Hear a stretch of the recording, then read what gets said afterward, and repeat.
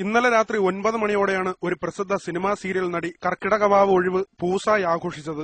അടിച്ചു ഫിറ്റായ നടി ഓടിച്ച മാരുതി ആൾട്ടോ കാർ പൈപ്പുമൂട് ജംഗ്ഷനിൽ വെച്ച് റോഡിൽ കരണമറിയുകയായിരുന്നു.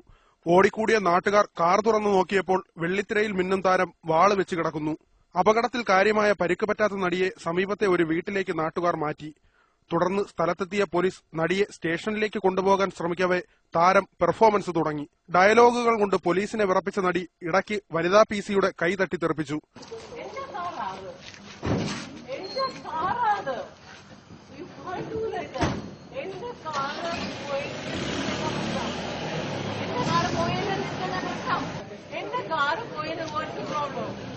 റോഡിലുള്ള ഏറെ നേരത്തെ നടിയുടെ പ്രകടനത്തിനൊടുവിൽ യഥാർത്ഥ താരം സ്ക്രീനിലെത്തി. അടുത്തുള്ള ഒരു അമ്മച്ചി. വനിതാ പോലീസിന് ജീപ്പിൽ കയറ്റാൻ കഴിയാതിരുന്ന നടിയെ അമ്മച്ചി തൂക്കിയെടുത്ത് വണ്ടിയിലിട്ടു. മദ്യപിച്ച് വണ്ടിയോടിച്ചതിന് നടിക്കെതിരെ പേരൂർക്കട പോലീസ് കേസെടുത്തിട്ടുണ്ട്.